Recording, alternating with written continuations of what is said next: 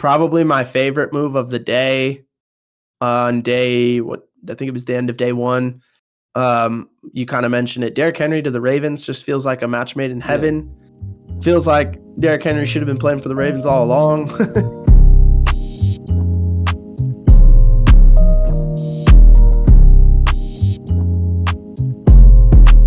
Hello and welcome back to the Second and Two podcast. I'm your host, TB. I got my co-host, producer extraordinaire, and all-around great friend, Jody. What's up, Joe? What's good, man? We're here. What is it? Wednesday morning. First early one in a while. I must say the screen is looking good. I'm pretty sure you got it all figured out with your phone now. You're looking real crispy. You got the fresh shave on. I know that was a tough decision for you. First time clean shaven in about 2.5 years. If you're a listener and you're like, I haven't shaved clean in a long time, don't do it. There's a reason you haven't done it. You haven't, exactly. Yeah, don't do it. I hate the way my face feels right now. I'm like a day later, and I feel like my face is like sandpaper, and I'm just ready for my hair to grow back. How is it in the wind and whatnot? I know when I get a haircut, it's like, oh man, like the wind's blowing, my ears get really cold. What's the face? I was gonna say, I felt like when I first did it, I was like, wow, this is kind of nice. It's like kind of smooth, kind of refreshing. And then now it's just like, dang, I hate this, and I can't wait for my hair to grow back. Give me like 4 or 5 days, I'll be fine. So it'll be good. I get you. We've got plenty of moves that's happened in the league right now. We got, I know Derrick Henry went to the Ravens. I think Joe Mixon got traded the other day to Houston. Bunch of running back moves. Saquon went somewhere. Philly. Can't remember. Philly, yeah. He was in the same division, which is kind of crazy. But, I mean, what else have you heard of that piquing your interest? Well, I mean, we're so focused on the draft. Free agency is kind of tough to follow. But one kind of under the radar move that I really like, Minnesota signed Jonathan Grenard from the Texans, who's a two-time winner of our Big Fella Award. Had a couple really good weeks this last year, and I thought that was kind of an underrated, nice signing. Then the Texans proceeded to replace Grenard with Danielle Hunter. So pretty much, the Texans kind of loaded up. I think that the Vikings made a nice move in that they got younger and cheaper with a really productive player, and then the Texans kind of got a little older, a little more productive, a little more expensive with Danielle Hunter, but like gives them a little experience opposite Will Anderson. And I like those moves. I think probably my favorite move of the day on I think it was the end of day one. You kind of mentioned it. Derrick Henry to the Ravens just feels like a match made in heaven. Feels like Derrick Henry should have been playing for the Ravens all along. And so I like that move a lot. And then last but not least, it's not sexy. Do I think they're going to win a Super Bowl? No. But I do like, for the Falcons skill players, I like that they went and got Kirk Cousins. Yeah. The memes have been crazy since he signed there, by the way. But True. But I do like that move for them just because I think it allows some of their guys who you haven't really seen, get real touches in a real offense yet. Yeah. Like Bijan and Drake London and Kyle Pitts. I'm just excited because they have. I feel like they're like an NBA team that had a bunch of scores, like a bunch of hoopers. But they didn't have a point guard. They didn't have a point guard, and now I feel like they have a point guard, and that's all you need Kirk Cousins to be. It's just better than what they had. But so those are the things that stood out. Division to make things happen too, which is like, you take that. Obviously, Baker got paid too, and with the Bucks and Mike Evans, so a little bit competition there. They won that division last year, so I know there's a lot of things going on. Big money being thrown around right now, though, and then a lot of people also getting cut so they can make that money. Oh, true. Russell Wilson to the Steelers. A lot of things moving right now. It's crazy. They got like 4 QBs right now. It's a low risk move there for Pittsburgh. They don't got to pay him like anything. But I don't know that they're going to get like some great reward out of it. I think they're going to be right where they've been, mid. But we'll see. Yeah, no, I get you. We'll be back soon with a special edition of the Second and Three podcast. We'll have our guy Mitch. He's basically my brother. We'll get into him with the wide receivers coming up right here. All right, so welcome back to a special edition of the Second and Three podcast. We got TB, of course, right here, right next to me as always, and then our special guest is going to be Mitch. He's going to be a quarterback pretty much his whole life. Played high school ball with my brother, where they ended up winning the CIF championship in the Southern section. He was the Southern section player of the year that same year. Went on to college to play football for 4 years at Western New Mexico. He was the offensive freshman of the year there, where he set a school record of 3,100 passing yards, 27 touchdowns.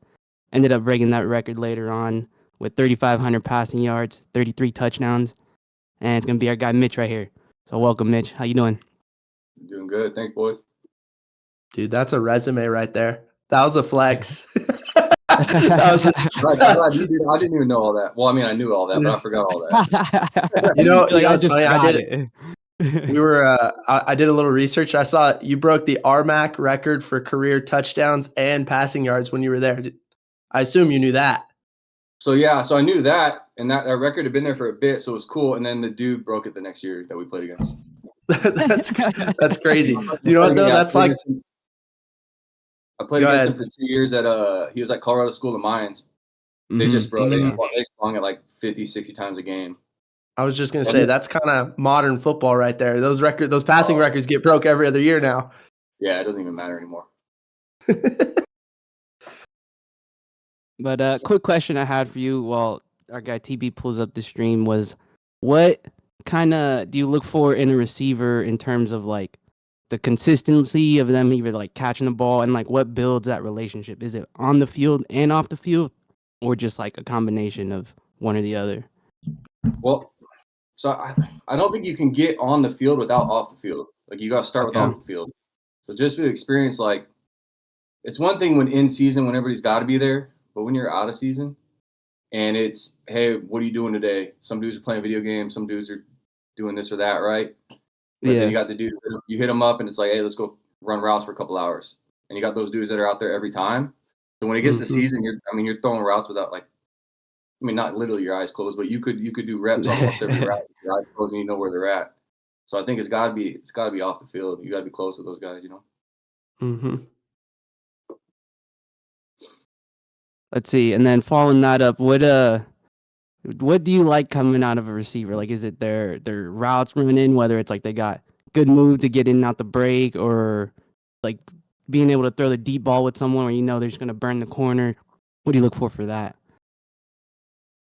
So I could say like the obvious answers, right? Like, hey, they're gonna have a good get off. They got that burner speed. They got good size, right? But that's what everybody's gonna see. So I guess maybe looking for something a little different. Stuff that helps you out that you don't see, right? So if you were looking at a slant, if you're looking at anything in breaking, are they keeping that route flat, right? So a lot of times when you see something on a slant or something coming in across the field, if they're coming in and they start drifting off up the field, they may have that DB burnt.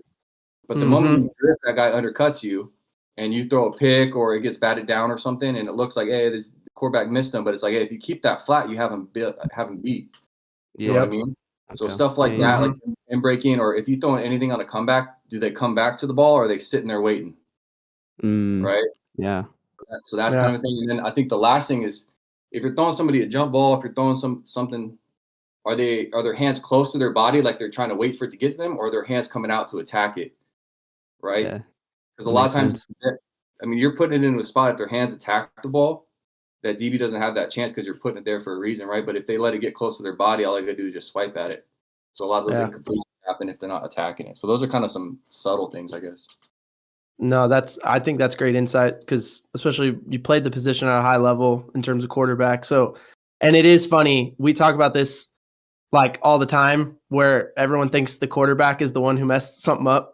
And sometimes it's the receiver. Sometimes it's the O-line. Like there's all kinds of different things that if you don't know and you're just watching the game as just a fan, everyone blames the quarterback, and it's hilarious how often that's just not the truth. Yeah, but it's your job too. You just got to eat it. It is what it is. Yeah.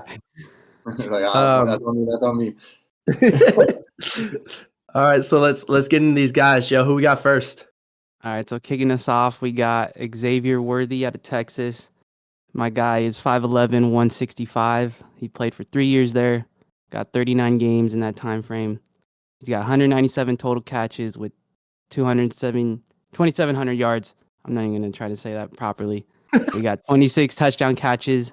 He's got an average of basically 14 yards per game. And then yards after catch, he's got 1,400 yards plus. And then I'll give you some combine numbers real quick too from him. Oh yeah, he ran a 4.21. I think he broke the record. Yeah, that was broke him? the record. Yeah, 4.21 on the 40 with the 1.49 on the 10-yard split. He had a 41-inch vert, and then he did 10.11 on the broad jump. That's pretty good for a 5'11" dude. Mitch, I kind of wanted to lay out on this one for you because I know this. You probably watched him more than either of us did, just because you're a big Texas fan. So I did want to get your initial thoughts on Xavier Worthy as a fan of Texas football. What do you think about him? So I'm gonna try not to glaze my boys over too hard. I got 2 Texas guys on the list. I'm gonna approach it as honest as I can, right? Yeah. So there's a kind of a couple things about him, right? Is a lot of people just kind of see him as that burner, but like you said, I got to watch him a little bit more. He did have some questions as far as catching the ball. Like he would drop some easy ones here and there. Mm-hmm. It was just a concentration thing. He was trying to turn his head up and do too much. But the good thing about him is if he had a drop, just almost every time later that drive, he'd come up with the big catch you need to make up for it, right? So he was you could tell he was mentally strong. It wasn't one of those guys where he'd had a drop ball and then 2 drives later you see him on the sideline shaking his head, slamming his helmet. He was able to bounce back. That part was good about him. The other thing too is he did a lot for the team other than just hey, I'm gonna run go routes. Do you know what I mean? Yeah. He did a lot in the short game. He did a lot in the screen game. Texas was really run heavy, so when they were loading that box, just throw him out, just a little hitch, and he would turn it into something. He was kick returning, he was punt returning, right? So he's going to give you a lot. Yeah, all those things too. Yeah, he's giving you a lot there. I know too. A lot of people skip over, but he was leading the nation in punt return yards too, or average punt return. Yep. Okay, I'm glad you said all that because that verifies for me everything that I watched and thought when I was watching him. I mean, number one, I think you mentioned it's no secret. Obviously, he set the record at the combine. That's all anyone wants to talk about with him. 4.21 speed, but I think there's a huge difference between just being a fast guy and then being efficient with that speed and making it show up right in different parts of your game. And I actually think that Xavier Worthy does a really good job of showing that speed in and out of breaks, when to use the speed, when to tempo it down.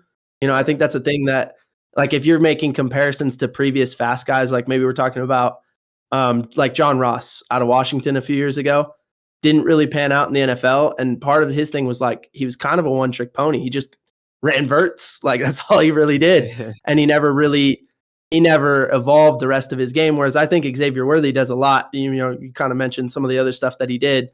And you can see it on film. I mean, this is a play, that big win they had against Alabama where he is just running by someone. And that's Caleb Downs, one of the best safeties in college football last year, just running by that guy, right? And you can see it really well from the behind angle, that speed getting across the field, then adjusting to the football. But then you also see it in, being able to beat a defender one-on-one at the catch point and then turn it into a touchdown. You see it in, here we go. Just another go ball. I guess I just wanted to put as many go balls on here as I could. I'm sure you got a screen in here coming. But everything I just said, he just put go balls. Yeah, I mean, but that one was pretty because he just beats him off the line of scrimmage. This is another great catch too. Just seeing it all the way in through his hands. Should have scored on that. That's why I think he's mad at the end there. But you can see his ability to win at the line of scrimmage too, and then be able to get into that speed. Here we go. Another one. I think, like I said, I think I just went go balls on this part because he is great at that, winning at the line of scrimmage, especially for a small guy. Sometimes you're okay, he weighs 165 pounds. Is he going to be able to beat press? And he does pretty consistently. Here's the other part of it though is the screen. Yeah, he is a yak machine. He had the most yards after catch of any of the guys that we're looking at today in this top 5 or 6 guys. And it was part of it was, you talked about them being run heavy. So when they saw heavy boxes, he could take a 1-yard throw and turn it into a big play. And in this case, a touchdown against Wyoming, where he just makes the first guy miss. And well, good luck tracking him. I mean, you're not going to run him down, and he makes dudes look funny. Another one right here against Oklahoma State, where again, it's like a 1-yard route and he can take it and dang near score on that one. But again, I think he uses that speed efficiently. Here's another one where he's coming out of the out route or the dig break and then still being able to transition out of it, to get yards after the catch. And he tempoed the route on that one. That was the one I was talking about, where I think he tempos the speed really well. He gets, puts his numbers to the quarterback, gives him a target. He's not just running fast to run fast, right? He's being strategic and smart about it. And then last but not least, that versatility that you mentioned, where he did do some stuff like here's the RPO game. He's running the kind of the glance ball over the middle. He can turn that into a touchdown. We mentioned the punt returns. I know I've got some of that on here. Again, running slants, scoring touchdowns in the RPO game. He and I know we're going to talk about AD Mitchell later, but both pretty good at that. Another go ball down the middle of the field. And here's the punt return that I was waiting on. I think he scores on this one against Rice or BYU. And like you said, led the nation at one point in return yards. And of all the guys on here, there's a few different guys who return punts. Xavier Worthy is definitely the most dynamic of all those guys, right. In terms of giving you maximum return in the punt return game, and which I think is something that, depending on how the team that drafts him wants to use him offensively, you can also put him back there as a returner and instantly upgrade whoever you've had back there. Joe, I know you watched a little Texas football too. What do you think of my man Xavier Worthy? I mean, I'm glad you showed. I mean, Mitch talked about a lot of the stuff I had written down already. One of the things that wasn't mentioned was I said he had late hands, so he's good at running to where the ball is going to be and then flashing the hands for the catch, as opposed to just like letting the DB see his hands and then get the hand up in there to try to bat it down. And I also wrote down he was shifty. You could see, especially in the punt return game, where he's getting the quick cuts to let dude go by him and then just make something out of it for at least like 20 yards. Yeah, no, he's as quick as he is fast, I think. And that's another big important point, where it's one thing to be fast, another thing to be able to be quick in and out of breaks too.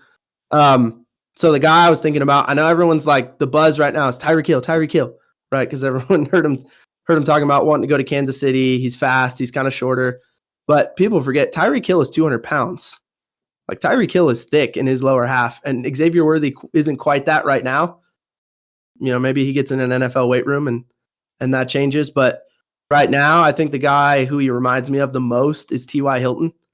With all that he can do, he's a burner. Yes, you're going to hear the, he can take the top off a defense cliche all the time, but we talked about this already a bunch. He can do a lot more. And that was something I always remember from T.Y. Hilton is he was a smaller guy, but he could be your legit number one receiver, right? Number one, being able to take that quick game and turn it into a big play, which we saw from Xavier Worthy, right? Being able to take that 1 to 5 yard pass and turn it into a touchdown just like that. 2, he can still beat you vertical, over the top as well, because he does have that elite speed, which I know we've got on here as well. Again, T.Y. Hilton taking quick game and just turning it into an electric play. Some of the stuff that I think Xavier Worthy is going to be able to do in the NFL. And then I think we got one more clip on here of T.Y. just beating someone vertical. This is that. Remember this game where they came back and beat the Chiefs? The Colts were down like 25 or something in the playoffs and wild card round, and this was the touchdown that won the game, where he just beats him vertical. Mitch, what do you think of the comp? You like it? I like it, man, because it shows them, it gives them opportunity to kind of work towards that number 2, number 1 receiver. I think T.Y. probably had a better route tree developed than X. I was thinking for my comps, like Jameson Williams, just kind of how they use them. Yeah. A lot of those deep balls, a lot of those deep posts. They use him on some motions and some end arounds, kind of get the ball in his hand in the backfield. A little bit in the screen game. Sark used him that way. I know when they're interviewing him, like Xavier Worthy said his favorite player growing up and what he modeled after was Deshaun Jackson. So if he can Oh, that makes aim perfect towards sense. if he can aim towards that, that's not bad either. No, that was someone who went through my mind too. I like what you said too with TY. There's room for development in terms of the route tree because TY did hit the entire route tree by the time he was in the league. So that's a great mention there. Joe, anybody else that you think of that comes to mind when you watch Xavier Worthy? I think it was him. I want to say Jordan Addison, but just because he's so young, it doesn't really like mean much. You know what I mean? Like, I don't know. I don't know how I feel about that one. That's what came to mind when I first saw him, and then I'm gonna be honest, I don't really have a comp for any of these dudes. I just know his. That was it. I had one. Hey, that's I think fair. one of them I might have had Ocho Cinco for, but other than that, like no one really crossed my mind in terms of who I think they look like. That makes sense. Man, my stream is messing up here. Give me one more sec here. Yeah, I didn't know if I was the only one who noticed that or not. I was making sure. I was gonna bring it up once we finished. We got more people on here today, so it's slowing down a little.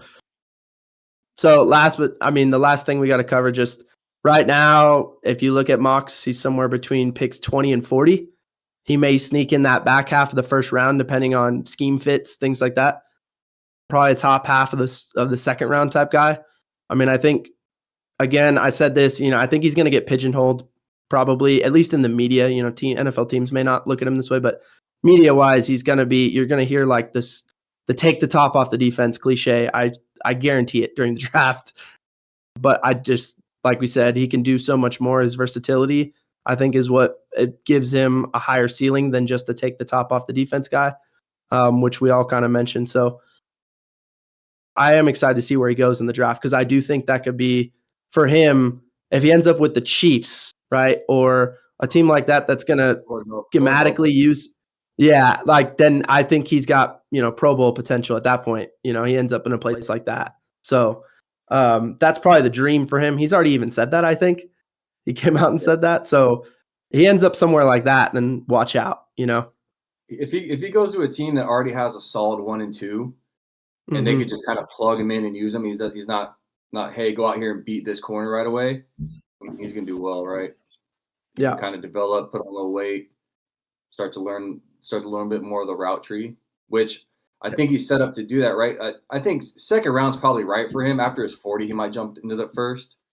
Yep. But I mean, him jumping up into that first, you're going to get on a better team. So, True. he might be set up. That is a really good point. All right, next guy we're taking a look at is going to be Odunze out of Washington. He's 6'3", 215. Got 4 years there. Got 40 games during that time frame with 331 catches, 3,200 yards, 24 touchdown catches. He's got an average yards per catch around 10, and then he's got 1,100 yards after catch, with his combine numbers being a 4.45 on the 40. He's got a 1.52 in the 10 yards, 39-inch vert.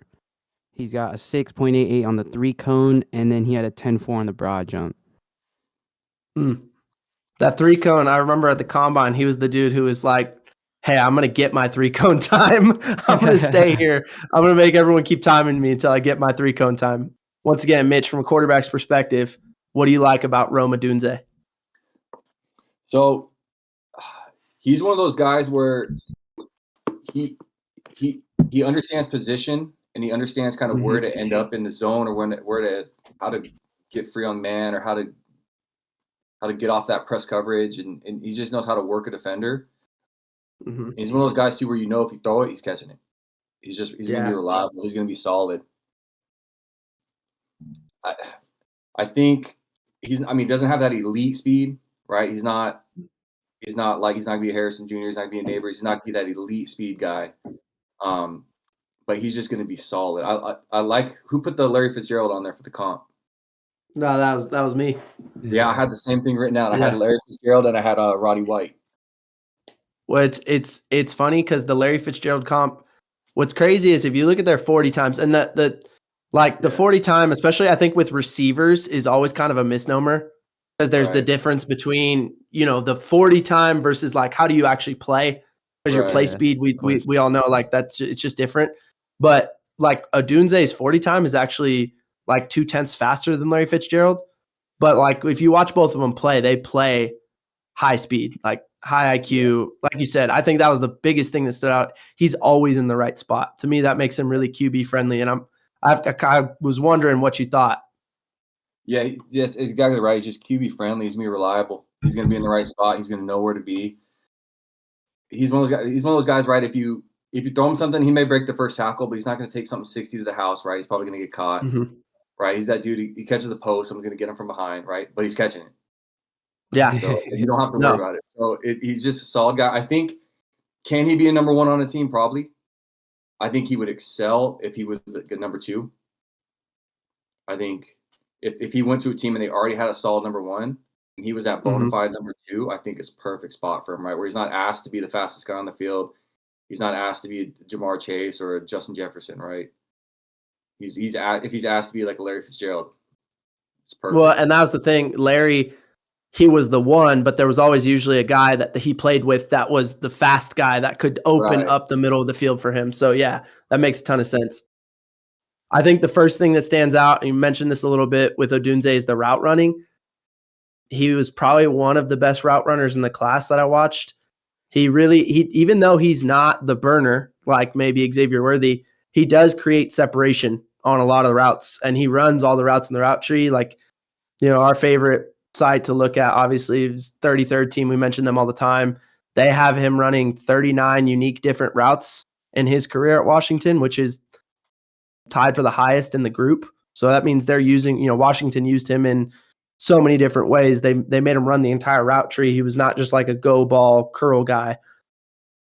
And then his releases at the line of scrimmage a lot. We talked about he's a guy who he knows how to work defenders, right? I think that's what you said, Mitch. And that was exactly what I thought. Like you can see it right there, the little in-out move.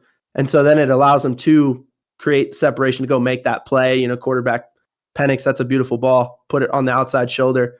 And then the adjustment to actually go make that catch, which we're going to talk about his hands.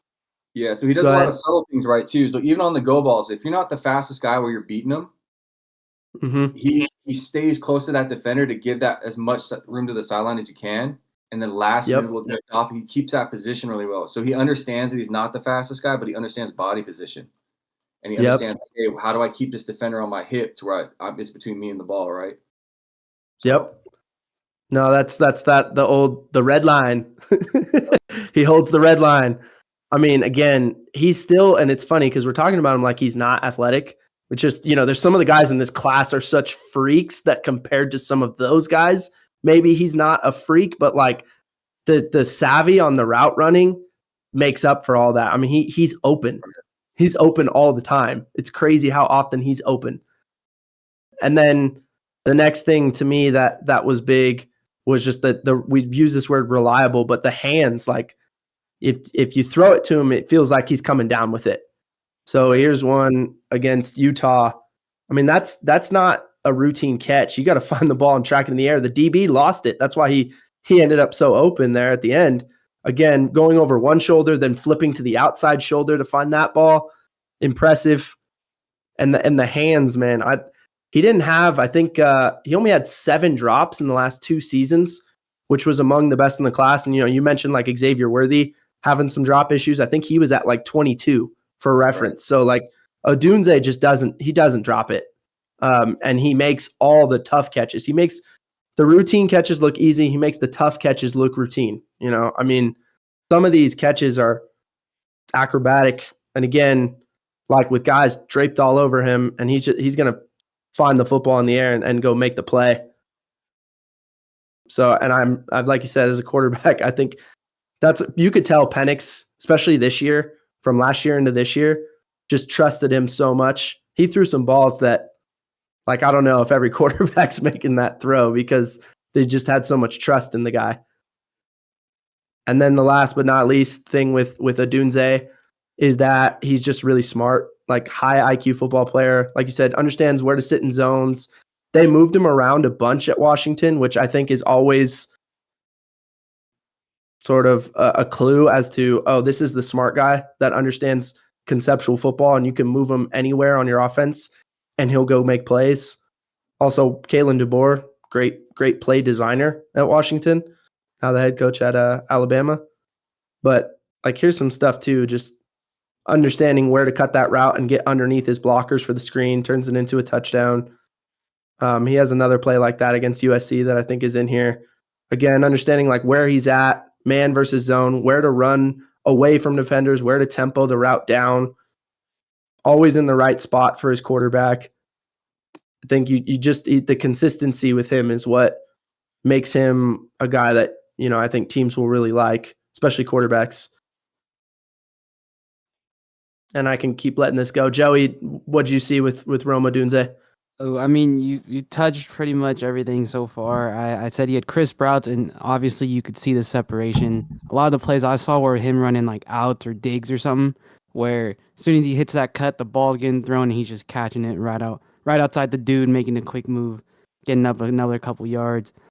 I said he had vision with the ball, so after the catch, especially on the screens right there that you showed, it's like he's getting behind the blockers, making sure he can get a couple more yards before getting out of bounds or getting tackled or whatever.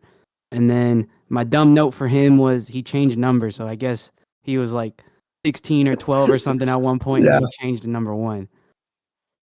Is that Bucky? Yeah, that was the classic. That was the classic, like going in my senior year, I'm the guy. Number 1, baby. I get what I want to wear. Yeah. So give you a little Larry Fitzgerald film. We all like this comp, it sounds like.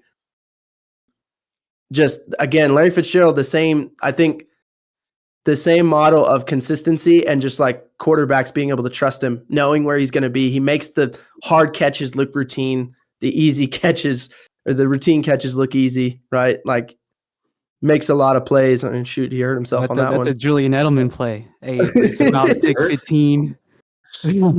This play, look at this one. That's crazy. That's just crazy. The defender has it in his hands, and Larry Fitzgerald's like, I'm going to go take this away from you. And then helps him up afterwards. It's my favorite part. Oh, man. And then this play, man, was it the wild card, I think, where the Cardinals beat the Packers in overtime? And this was that crazy play but it's still funny because it's still the exact thing Mitch said, which is, he's electric. He's reliable. He'll go make a big play, but he's not going to score. Someone's going to catch him. Perfect comp. Perfect comp though. Like they're very similar guys to me. Even athletic, like profile. If you look at the vertical is really high, but the 40 may not be as fast. The build being that like 6'3", 215. They're really similar guys. Right now you look at Odunze, everything is like somewhere picks 5 to 12. Doesn't look like he'll last longer than the 12th pick, but could go as high as 5, just depending on what team feels like he's a fit with what they have. And I think Mitch, you mentioned like if he can come in and be a 2 off the bat, that's where you're probably making a lot of money. I think the situation that it might remind me of you remember when the Vikings drafted Justin Jefferson, it was like, okay, they already have Adam Thielen, he's a really good player. And then they added Jefferson, and it was like, oh, year one, you kind of realized like, oh, this is the guy. I think you could have something similar with Rome Odunze. Again, depending on who drafts him. Like the Chargers, if they're looking to cut, we'll see what happens today. Mike Williams or Keenan Allen, maybe this is the guy that they think slides in, depending on which of those guys they cut, something like that, I think would be a great situation for him early on for sure. Do you have any worries about him? Anything you see that you don't like? Well, I mean, I think what you said is like he doesn't have the breakaway speed, the game-breaking speed that like maybe Jefferson or Chase have had in recent years, and that might be the one thing that you worry about if teams are saying, "Hey, we're going to play press man on you, and we got our fast corner that you're not going to separate from." Then the route running technique, like he has to be a technician, which I think when you see in college, like that was something he was really good at. Now at the NFL, he's going to have to be even better if he's not running by guys all the time and they're not scared of his speed, which again, we're talking about him like he's slow. He's not slow. He's just not like what probably Marvin Harrison Jr. or Malik Nabers or Xavier Worthy are, in terms of burners. But I think that would be the one thing that if you're a team looking at him right now that you're nervous about. But again, there've been plenty of guys who have come in the league, especially recently. Like Puka Nacua is not a 4-3 guy, but he had a lot of success. So again, I do think it is probably dependent on who drafts him. That's the other part of it, is like, who does he go to and how do they use him? And if they're smart schematically with how they use him, he should be really good.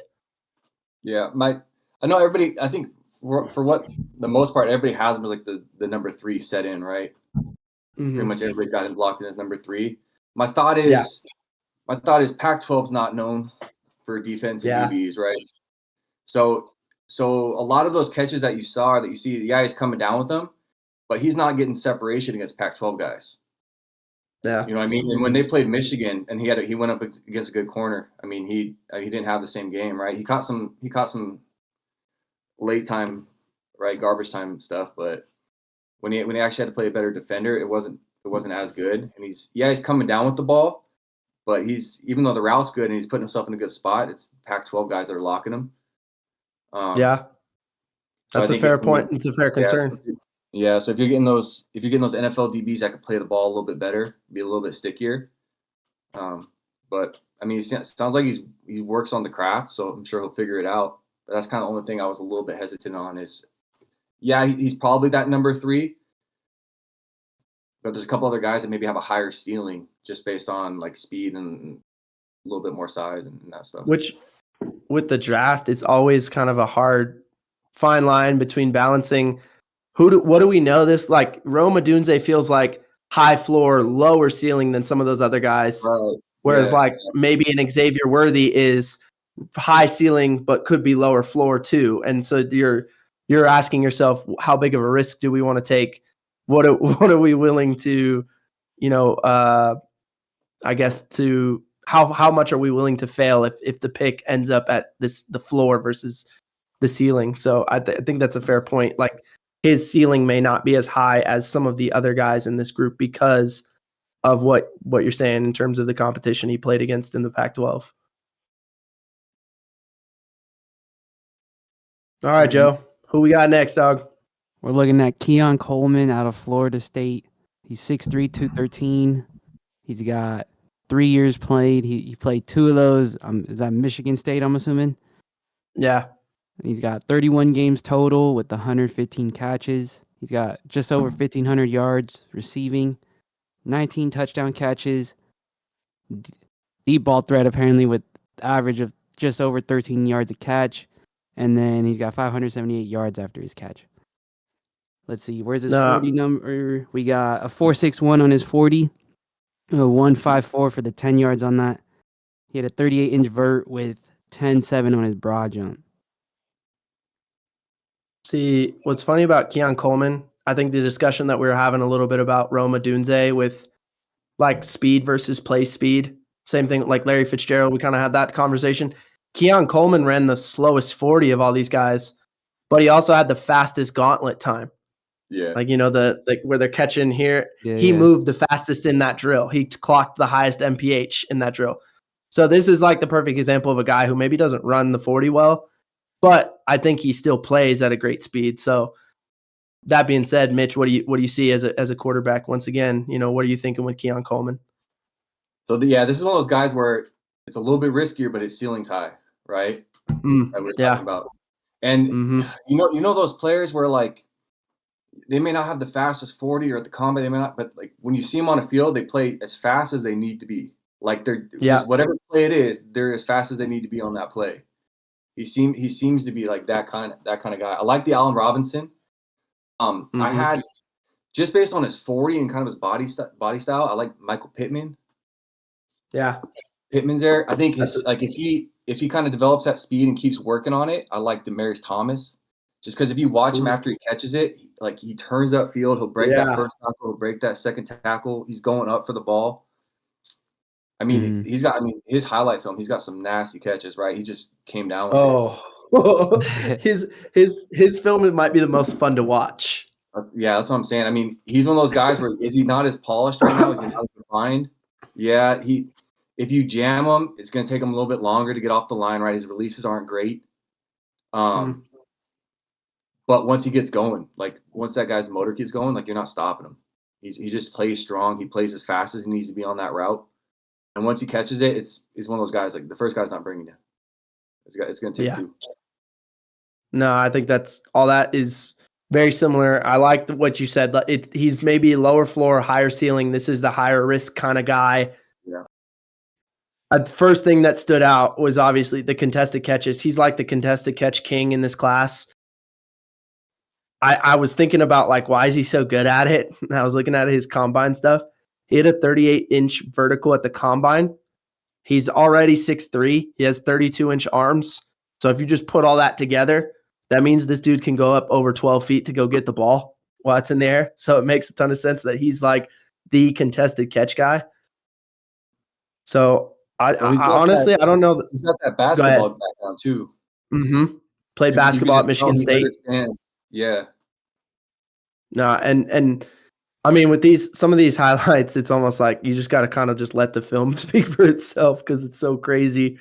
Like that catch against Clemson, LSU, Clemson, Syracuse, they're all on here, man. Like this is probably my favorite one against Syracuse, where he eats the hit in the back, but he goes so sky high to get that one. He must have been all 12 feet in the air for that one, and just snags it with one hand. He's one of those guys, right? Like he was as fast as he needed to be on that play, and then the ball is high. He's like, I'll just jump as high as I need to get on this one, right? Like his body will just do it in the game. Yep. He's just an athletic guy. He may not test as well, but when they're playing, he's just like, all right, my body can do that. And I think again, the gauntlet, having the fastest gauntlet time or the highest MPH, I think speaks to that. Like, okay, in the shirt and shorts, and he's just running. Yeah, maybe he's not. Maybe he's a 4.6 guy. But like when you see him on the field, I think what you said is exactly right. Like he's going to find a way to get the job done. He'll be as fast as he needs to be or jump as high as he needs to. Obviously all that stuff. Now, here's the other thing about him that to me is kind of funny. I think he's really fluid. Like he doesn't look like when he's running, he has great stride. Like he kind of looks like a track guy to me because his stride is so nice. And then he covers a lot of ground. So even though, he's a 4.6 guy, like he's covering ground when he's moving. He's got long strides that are his normal stride. You know, he's not straining to get there. I think it's also, you notice like he's one of those guys, and it just seems like some guys can do it, some guys can't. He's one of those guys that doesn't feel like his hips change level. Like as a DB and DB coach, I'm always teaching guys to look at those hips. So if he's sitting it down, he's breaking somewhere, right? He's coming back to the ball or he's breaking in, whatever.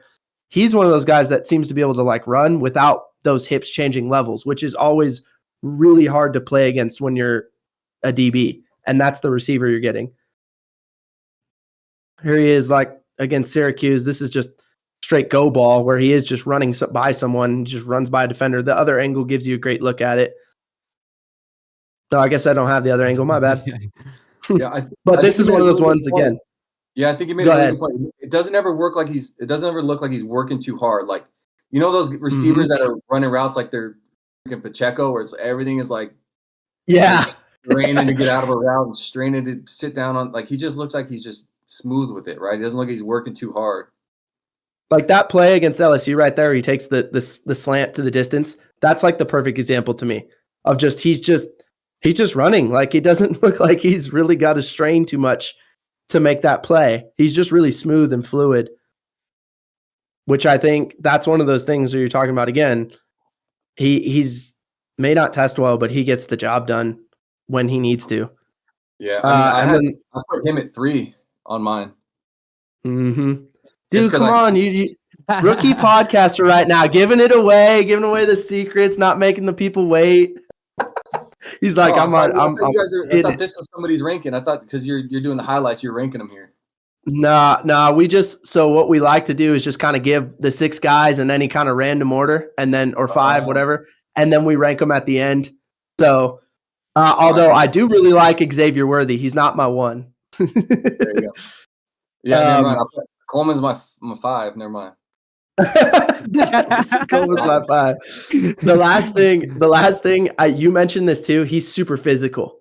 Like he's one of those. I think there's receivers that fall into like you got the smooth guys, the fast guys, and the physical guys. And while we talked about him being kind of a fluid athlete, I think he falls into that physical receiver category. That's why you mentioned Demaryius Thomas. I really like that one. Hadn't thought of that because that's how Demaryius Thomas played. And there's some really good looks on film with Coleman of just like at the catch point, he is not afraid to just push dudes and score and then fake a hamstring injury. Right. Well, there's nothing worse than you have a receiver who's on something, right? And then they just get bumped and it throws off their whole route, right? Like they just get a little bit of contact and they're not strong through the contact. He doesn't. Yep. You can tell he just doesn't care. He's just like, I'm right here. You can't push me out the way. I still got to get to my spot. I'll just get to my spot. Yeah. And I mean, he goes like some of these catches, he is going through defenders. He's not easy to tackle after the catch. And at the catch point, once again, he goes through defenders. He's another guy, has a little punt returning capability. Don't think he's really a punt returner next level, but this tape is great because it just shows like guy breaks like 6 tackles on the way to the I think he gets caught at like 10, but he's strong with the ball. He's strong in the route. I think it's a great point that you mentioned. Like he's not a guy that's going to get bumped off the route. He's going to be strong from the start of the play through the catch point through after the catch. And you love all that about him. I think, like you said, that's another thing that it's one of those traits that you kind of either have it or you don't if you're a receiver, and he has it. My comp for him, mentioned Allen Robinson. Just early, kind of late Jacksonville, early Chicago, Allen Robinson, where he just Mitchell Trubisky sometimes just threw up prayers to him and he would come down with it because he was just so physical at the catch point. Another one of those guys, like you're not going to bump him off his route. As he's gotten older in his career, I think it's shown that he's not as fast, but early on, man, his physicality, he was like the contested catch king there for a little while, which is why it reminded me so much of Keon Coleman. Now, even still there, you see the route was nasty. That's what he developed as he got older too. And that's when he became really good. Not afraid to go over the middle, take hits, right? I think Keon Coleman's frame and his body will allow him to do some things like that. So that's why I think Allen Robinson was a guy that I just saw when I watched Keon Coleman's tape.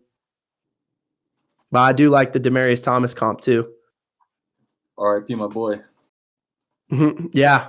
Facts. Hey, Joey, on the spot, dude, throw a comp out. Throw a comp for him. Yeah, We're going. Throw a comp out. Hey, do you know ball? Come on. No, bro, I don't. I don't watch no receivers. I could probably hit you with like running back comps if that was what we were talking. But in terms of receivers, no shot. WNBA comp or something. WNBA. Hey, bro, it's on the up and up.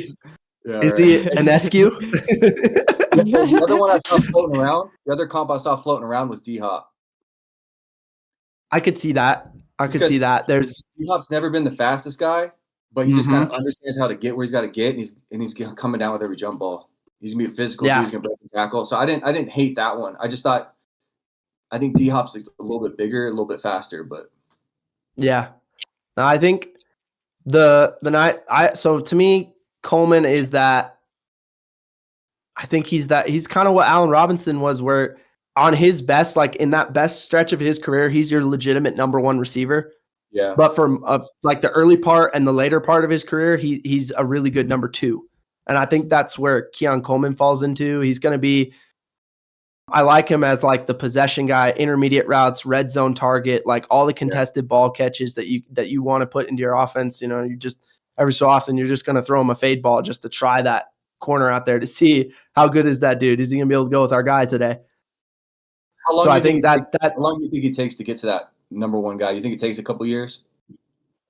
I think so, only because the route tree isn't as developed with him.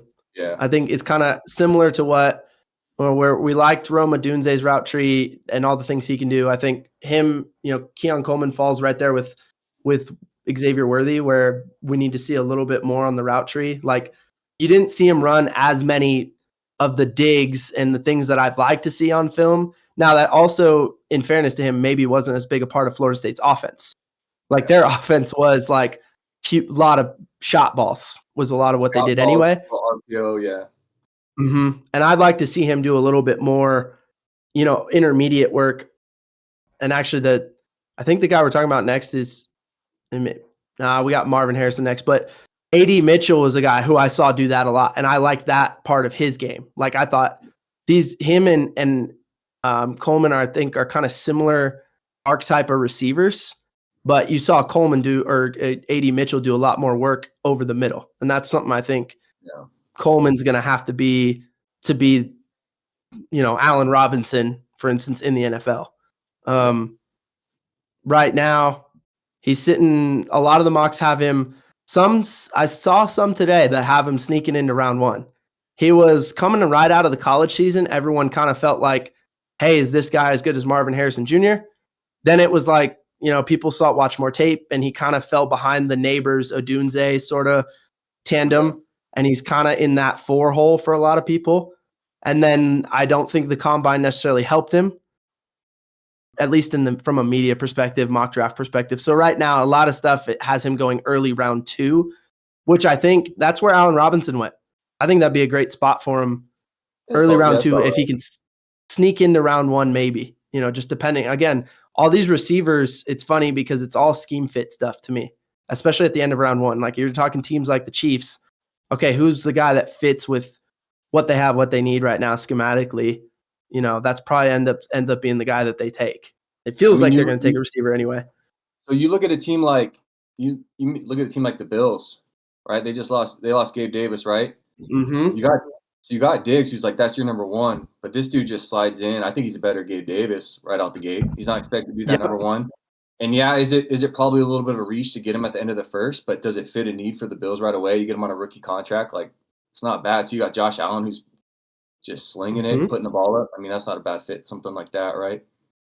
I would like. He went somewhere like that. I think again with a quarterback that's a veteran, with a receiver that's been really good in the league for a while, and a play caller that's going to use him the right way. Yeah, I mean, the Bills, the Chiefs, the Rams don't necessarily have a receiver need, but like any of those kinds of teams, the Niners, like the team that's just going to use him in the right way, he'll be really good. It just one of those final little points too is if you watch Jordan Travis, he's kind of like Jaden Daniels, where he kind of makes some plays out of nothing, will scramble around a little bit. Coleman is really good about playing football when the play breaks down, right? Finding that open space, kind of having a feel, hey, we're here, there's a defender on me, throw it up, I'll bring it down. So I mean, that's going to help out some of those younger quarterbacks too, because a lot of those younger guys are just more mobile right now. So I mean, that's gonna get them on the field too, because if you're scrambling for your life with the Bears O-line, right? Yeah, no, it's fair. That's another fair point. No, I like that. You're right. I did see that on film too. That's something that which tight end did I mention that about, Joey? Who's really good at? It's actually is the Texas kid, Jatavion Sanders. Felt like every time Quinn Ewers scrambled, that's who he was throwing to. I know. Hey, when Joey first asked, like, hey, you trying to go on the pod? I was like, hold on. And I went back and watched your guys' Texas one or your tight end one, and skip to Sanders just to make sure you didn't do my boy dirty before I agreed. Hey, we like him. We both like him. I know. He's good. All right. As long as you didn't do my boy wrong, then I'll come on. What's crazy is if you didn't know me, you would think I was a Texas fan, because all the Texas kids right now, every kid that we've evaluated, I like them all. They're all really good. I've been watching it going, dang, like how are they not in the national championship game? Because this team was sick. They got a lot of really good players. Our DBs are ass. Literally,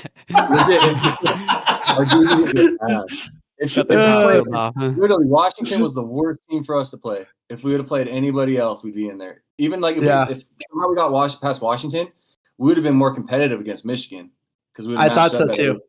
I think the matchup would have been more fun. Yeah. Geez, our DBs are ass, but in Sark we trust, man. In Sark we trust. There it is. All right, Joe, who we got next? All right, we're looking at Marvin Harrison Jr. He's 6'3", 209. Played 3 years at. You didn't write it on this one, but he's at Ohio State. He's got 37 games played, 155 catches with 2,600 yards. He's got 31 touchdown receptions with average yards per catch at 16.86.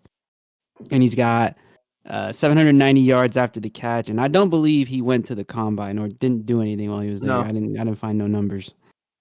No, you started saying 31 touchdown passes, and I was about to be like, man, that's crazy. I didn't know that about him. Yeah, he nah, does it all. He did not go to the combine. He basically said, I already know I'm a top 10 pick, and kind of flexed it like I don't have to go. Which, if you're that kind of guy and you're just like, hey, I'm going to train for the NFL instead of training for the combine, more power to you. I don't think it's going to hurt his draft position at all. So it probably is not that big of a deal for him. Kind of makes sense. It's probably more risk for him than it would be any kind of reward by actually going and running drills there. So good for him. But yeah, he did not go to the combine. With that being said, Mitch, thoughts on Marvin Harrison Jr.? He's just polished. Like he's the NFL receiver in college already. Yeah. You know what I mean? Like I was curious what his 40 would be. I don't hate they didn't run it. He's not going to jump any more spots up, right? The first team that needs receivers taking it, right? It's not going to help him in any way. I was curious what it would be. He can run every single route. He can go up for the ball. He'll catch in traffic. He can get off press. I guess the only downside is like he has some yak. So if he catches it with some space, he'll turn it into something. He's probably not breaking that. He's probably not breaking that first tackle, right? If there's somebody on him, he's probably going down. He's not the strongest dude in the world as far as like breaking out of stuff. But everything else, man, he's polished. He high points the ball. He catches away. Everything's hands. Like he keeps his position well. Even coming into this last year, the knock on him was like, hey, you're like a number one receiver, but you're not trying to get physical. And he came in and he worked and he blocked this year too. So he worked on that because it's in the NFL, you got to block. So just showing he's willing to do that. And then even when he missed some games and everybody's like, oh, is he injury prone or this or that? Came back and he had 3 touchdowns that first game back or something.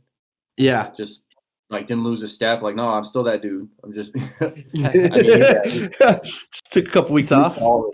The Randy Moss, I like it. That'd be awesome. I'm curious what his 40 is because Randy could burn. Right? And that's the film. That's like, okay, like I think I even wrote, he's explosive. He makes explosive plays.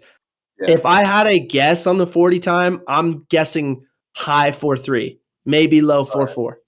I'm guessing like 4.39, 4.41, somewhere in that range. That would be my guess, which Randy is a little faster than that. So he's probably got a better route tree than Randy, though, right? Yeah, I would say so. I mean, the pedigree and having who his dad is probably helps a lot with that, would be my guess. And I mean, that's the thing. That's why he's such an interesting prospect, because he is so polished that it feels like he's like at the ceiling, like he's there right now. Like you said, NFL receiver in college. But like he definitely inherited his dad's ability to make those explosive plays. I think he's really fast on film, accelerates really well, like to top speed. Like he gets in it like quick, man. Here he was. This is that play against Michigan, against Will Johnson. It's PI and he still makes the catch because he's just a dog. But like, that's crazy because Will Johnson's the dude that locked up Odunze, right? So it just shows you the difference. So, and here he is. Like, this is, I know it's Western Kentucky, okay, but my man outran this dude in basically what is a 40 by 5 yards. Like, this guy had 6-yard cushion. Number one, I guess they passed it to the safety, and that safety never had a chance. But Marv ran right by him. Another one. That ref was moving. Another one. Again, it's Youngstown State. I get it, okay? Like some of these. But here we go. I mean, Michigan State was not very good last year, but he's playing against Big Ten DBs. And again, still running by them to go get that ball. You'd like to see him maybe break that tackle and score. I think that was something you mentioned. He may not be that part yet. Dang, Kyle McCord way underthrew my man on that one. If he puts it out in front of him, he's scoring on that one too. And then even like you want to give him an end around, he's going to go score on that too. So just the explosive plays, felt like every time he touched the ball, it was a 20-plus yard gain. I mean, there's a reason he averaged, 17 yards a catch. I mean, that makes sense because everything on film is just explosive plays. And then, the tracking skills to me, is like his truly like the most elite trait he has in terms of just like he finds the ball in the air no matter where it was. This one, it's kind of the play we talked about with Odunze, where he's turning over one shoulder and then has to turn back over the other to find it, which is way harder than I think people realize. Another one where just the ball lets it kind of drop over the shoulder, outside shoulder. You can see it, the double move right there. Boom, late hands, so the DB can't make the play through his hands. This is a just filthy one on the sideline against Notre Dame. There's some catches that you watch him make where you're like, man, he has like no business making this catch right now. Like, I just don't know how many other guys are coming down with that ball. Like the concentration too, along with obviously the athleticism on some of these plays, but just the concentration. I think that's the thing that mostly reminded me of Randy Moss, of anything. Yes, the explosiveness, but the tracking the ball in the air. I always remember thinking like Randy Moss was just the best at that. This is the one right here, man. I don't know how he makes this catch. That's so hard. He had to slow up to let it drop in the breadbasket and find it over his shoulder where he's got with the PI. How many times have we said now he's got the PI all over him and he's still making the play? This is another one of those, like, he makes it through the defender's helmet. I mean, there's just so many. You could kind of go all day with this stuff. But that's, I think, the part that reminds me so much of Moss, of just he makes so many of these catches. And I think this is the last one here against Michigan. Again, it's sort of a late back shoulder, like late reaction. He wasn't expecting it to be back shoulder. Still finds a way to get to it. And then the last thing here that we have to mention is, I think you said polished is the word, and that's exactly what I would use with the route running. Being able to run the whole tree, understanding concepts of zone or man, running away from defenders when he needs to. He runs the under there against zone, understands where to move the route to. He busts this guy in one-on-one coverage in the red zone. Here, getting underneath the picks, which another one of those like underrated. Some receivers just don't know how to do that very well. This one maybe this is the one. Nah, it's coming. I think it's against Michigan State. He straight breaks a dude in the red zone, like in, out, haha, come back to the goalpost. Here it is. The dude, he stops his feet. That one's bad. I know that dude got cooked in film that week because that one's bad. I don't care if it's on Marvin Harrison Jr., man. You got your feet completely stopped. Joe, what'd you see from Marv? You pretty much talked about everything. I talked about his speed that I have written down. I said he's got a deep ball threat, which tracks with the 17 yards per catch, and then focus on the ball, which is what you put it in better terms at tracking. I couldn't think of a word. I just put focus on the ball. You could see him just realizing where it is in the air, finding it, and then, like you said, either hitting the back shoulder late or even getting over the top, letting it sink into the breadbasket. That all looked nice to me. Who's your comp, dude? Brandon Ayuk, but he's not as big as him. Ooh, little Brandon Ayuk, huh? Yeah, I'd say so. Who'd you have, Mitch? Did you already say? I can't remember. Nah, so I have him as like a blend between Julio and AJ Green, man. But like a healthy, better AJ Green.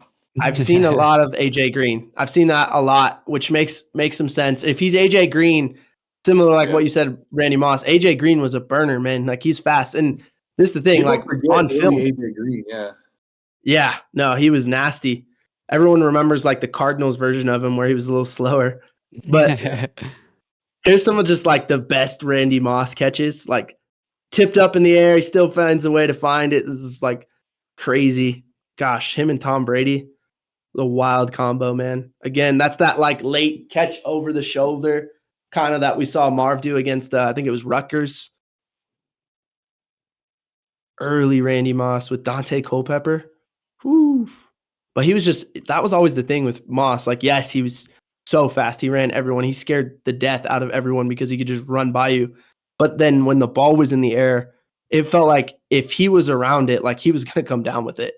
There wasn't a football he couldn't catch. And then even in his late stage, and this might be the part where Marvin Harrison has to get better, is that like make that first dude miss and then go take that route to the house. Because you're right. You don't see a lot of that on his film. I don't necessarily know if it means he can't do it or if he hasn't developed it yet, but maybe a little weight room work. if he's got a couple steps and he catches it with some space, he can turn it upfield, or he can. What it is like if he catches it and there's somebody close, he doesn't have that. Hey, I'm gonna make somebody miss right now. If he can catch it and look, and then has a couple steps to think about how do I make this guy miss, and he can. But that like natural instinct, he's just. I think he's more worried about like let me come down with the catch and secure it, and then if he gets past that and he has like another step to think about it, then he can turn it into something. Yeah, I like that. Basically, I haven't seen any mock where he's last past pick 7 right now, which is it's pretty impressive considering the quarterback class who we haven't evaluated yet ourselves, but obviously, there's 3-4 guys that people are like, hey, these guys could all go top 5. With that being the case, it feels like Marvin Harrison is like the next guy every time. So if he's there past pick 7, it'll be a surprise.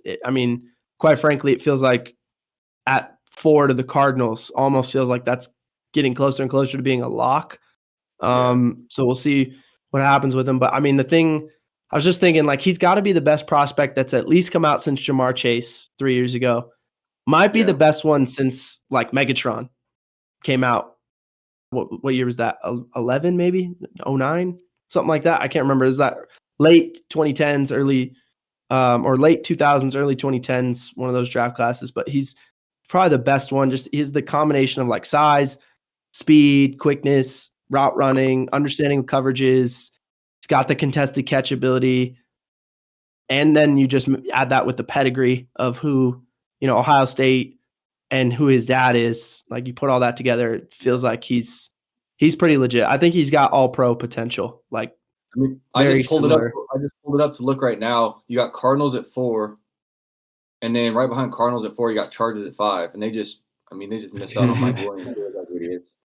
Yeah. Right? So now I'm getting older. So if either of those teams let him slip too, it would be surprising. Like, yeah, it feels like the only way either one of those teams doesn't pick him would be if they like trade out because there's a team that wants to get up to get a quarterback so bad that they're willing to say, hey, we'll trade back and then maybe pick him a couple picks later because he's still there because the team's trading up or getting a quarterback. So we'll see what happens with it. But yeah, I think he's bona fide, man. He's legit.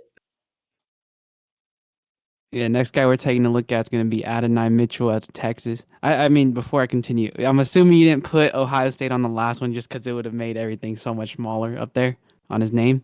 I only put if you notice, I only put the ones. Oh yeah, I did not put Ohio State on that one because I think I probably just forgot. I'm gonna be honest. I thought you were talking about I thought you were talking about underneath where it was where we got the transfer guys, and I was like, I only put that on there if they transferred. I realized what you're saying now. I missed it. I think I just messed up. Hey, everyone has a bad day. You were testing my knowledge. That's what it was. Yeah, I was trying to see. Adonai Mitchell. You're all good. No, he doesn't. Mr. Michigan right here. Adonai Mitchell out of Texas. He's 6'2", 205. Played 3 years in college. He played 2 of those at Georgia. He's got 35 total games, 93 catches over that span. Got just over 1,400 yards receiving. He's got 18 touchdown catches with an average of 15.13 yards per catch and then 278 yards after the catch. And let's see, we got combine numbers for him. He ran a 4.34 in the 40, 1.52 in those first 10 yards. He's got a 39.5-inch vert, and he did 11.4 on the broad jump. Broad jump, that's pretty good.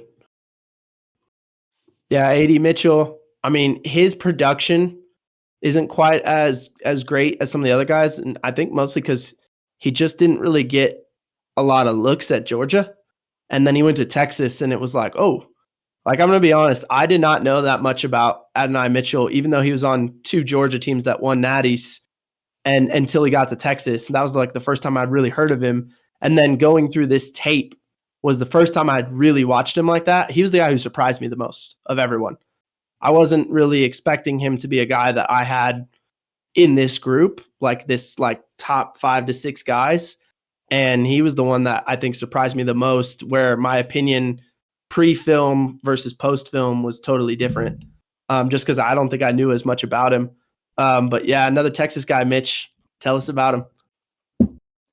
So this was that guy that was in that sleeper category until he came out and ran that 4.35, and then everybody kind of looked like, wait a minute, like I mean, he ran that 4.35. Yeah.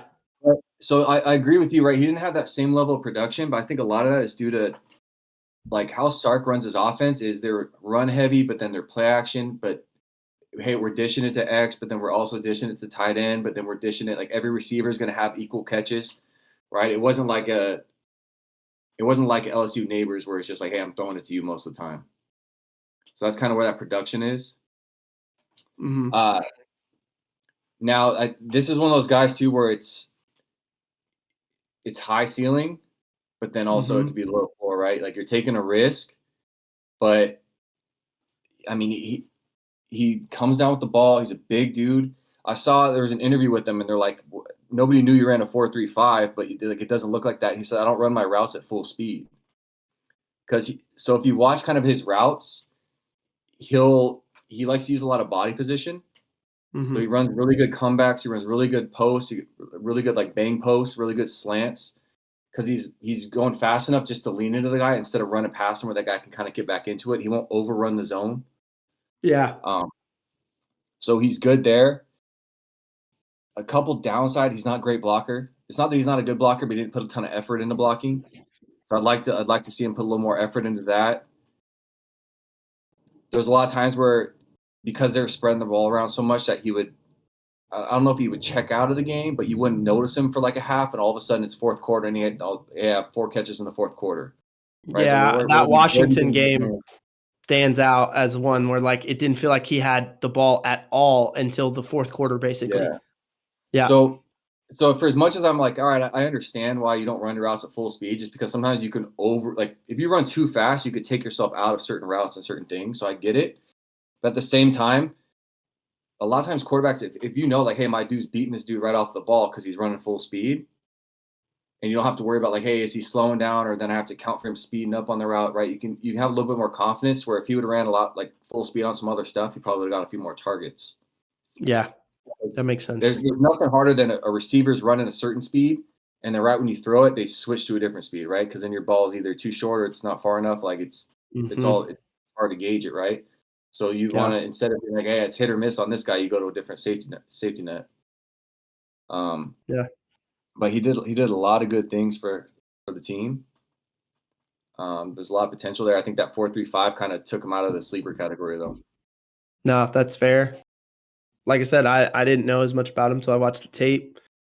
And I definitely didn't know about him prior to this year when he was at Georgia. Like, I mean, he just didn't get a lot of playing time at Georgia, to be honest. So when he came to Texas and he became kind of a dude for them alongside Xavier Worthy, it was, like I said, kind of out of nowhere for me, even though that you knew this dude's talent was there, just hadn't heard about him very much. First thing that stood out to me when I was watching him, it felt like, and Sark's offense has always been pretty good at this, but he was the guy they used over that intermediate middle part of the field a lot. Like, I mean, he was like their RPO guy, it felt like all the time on like that glance ball over the middle where you're sitting, reading either that safety or that backer, and then you're just hitting in the space that was created. And he was really good at making sure that he created that space for himself, little in and out cuts like in his routes. Like you said, I think he is a good route runner despite not running full speed all the time. But again, like red zone too, that's where he shined a lot because he's so good at that. Like he stops the defender, breaks out away from him. This is another one. You see the behind angle in a second here, I think, where again, he kind of stops. He understands how to stop defenders' feet and then just run away from them. He does such a good job of that in the red zone. This one against Alabama is bad, man. He beats that's Kool-Aid McKinstry, who everyone loves, and he smoked him. Like guy wasn't even close on the route. Again, that intermediate middle part of the field, he's just really good there. He seems to be fearless to me. Like he'll go over the middle and have no problem going to get it, but then he can also do some stuff like this down the field for you. So he's diverse that way. Not afraid to use his body to create space, like you said. And again, I think it always says something to me when a college receiver does a lot of his work over the middle. Like this is that thing I was talking about. I wish I saw more from Keon Coleman, where I saw a lot of it from AD Mitchell. And then, he is a really smooth athlete. Like you can see kind of the same, but like in a little bit different way. Again, we talked about like Keon Coleman being a fluid runner. I think Adonai Mitchell is just a smooth athlete in general. Like it's not even just the running, it's like everything. Like again, that effortless, like he just doesn't ever look like he's trying that hard. And maybe he wasn't based on his quote at the combine. But like there's just like he just the game never looks hard for him, and it doesn't ever look like he's like flustered or or anyone really gets to him, other than when he's not getting the ball. Then he's mad. But again, just like he's a smooth athlete. That catch and cut right there, that's like one of my favorite plays on his film because it was just so easy for him. And that's not like to track that ball in the air and see that defender coming and just be able to oop and blow right by him. It's pretty impressive. So I love not only does he attack the middle part of the field, but he can go and on a go ball, and you can go get him the ball this way too. Again, the route running is nasty. He stops defenders' feet a lot. And then last but not least, he has, right there. He's right there with Odunze to me with best hands in this class. I mean, he only has one drop in the last 2 years. Part of that is he doesn't have nearly the targets that like an Odunze has. But I think over the same volume of targets, he'd have similar numbers in terms of drops. Like he only had one drop this season. He didn't have any last season at Georgia. Once again, he only got like 20 targets at Georgia, but he really does have great hands. He sees the ball well through his hands, makes a lot of plays that way. Again, he had great games against Alabama and TCU based on a lot of these highlights. The only thing that kind of worried me like during the season is so he has great hands. So when something's contested or he needs to, he goes with his hands. But on the balls where it's easy, where he feels like he can, he'll let it get close to his body. Where I think in the NFL you'll suffer for that a little bit. So it's got to be more of a habit where everything's attacked with the hands. You can't let it always get in because those guys are getting closer. No, so that's fair point. One, right?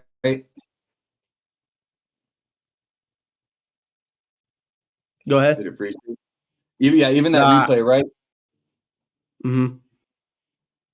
We'll have to let it play through again. Sorry, it's on a loop, but yeah, I can let it get there again.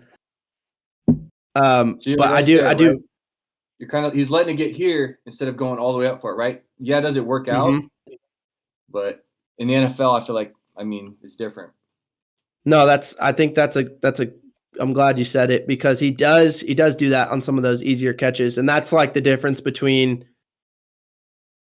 Like you said, some of those, like he works at it in the contested catches. When he's got it. So but in the NFL, you can't resort to that. Your habit has to always be like my first instinct to snatch it with my hands. You know what I mean? Yeah. I think he's gonna have to focus on that a little bit.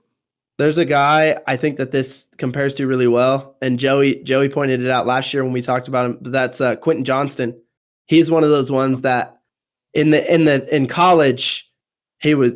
He looked good, but in the NFL, he struggled because he's not a hands catcher.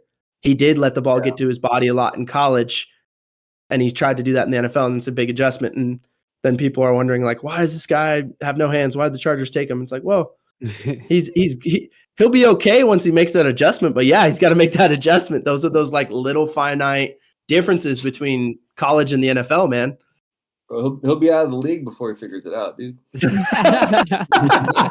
Spoken like a true Texas man. Okay, my comp for him I had was Chris Godwin, just because I think you can kind of move him around in and out of the slot. He's like that bigger slot because he's shifty, not afraid to go over the middle, great in the red zone. You can still throw that over the shoulder like go ball to him because he's still athletic enough to go make those plays.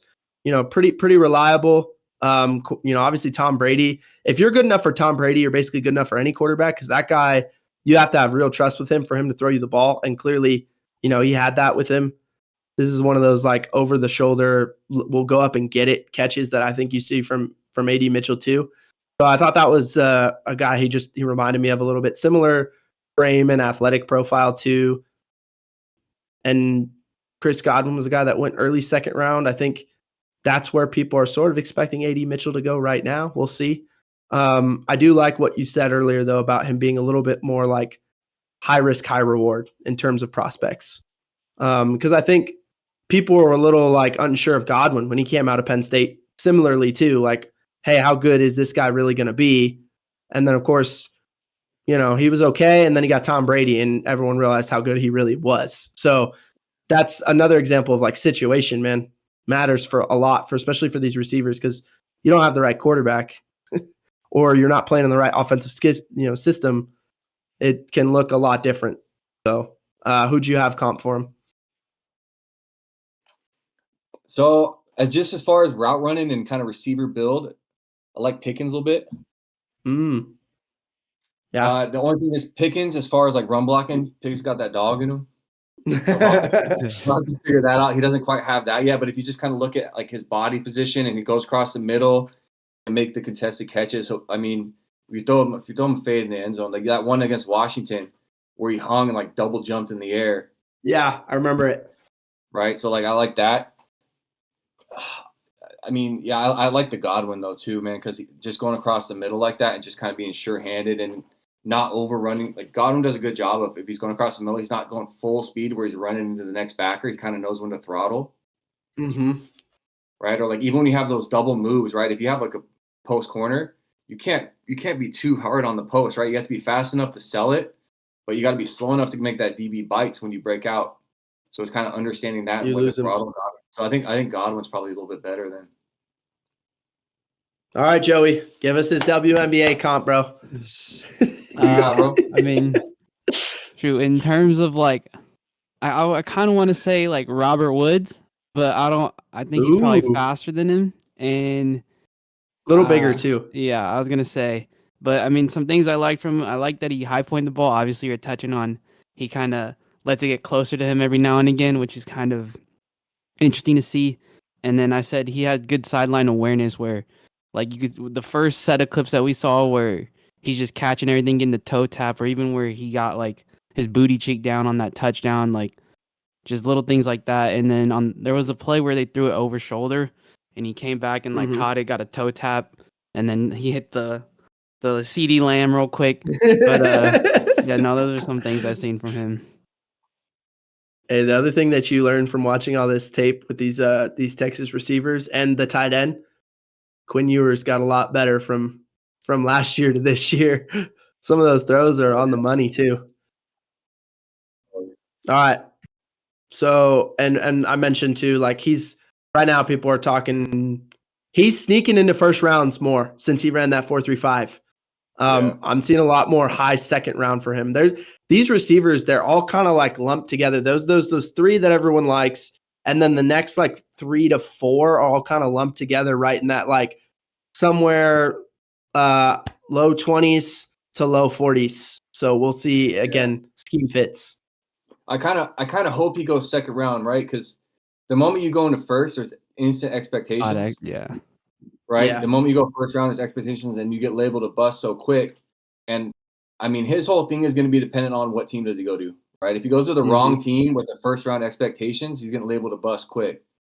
Yep. Right. But if a good team with the right fit moves up to that first, he's going to like succeed, right? But if you go second round, those expectations and they're like, hey, we don't expect you to be the guy right away, that's probably right for him. Yeah, I agree.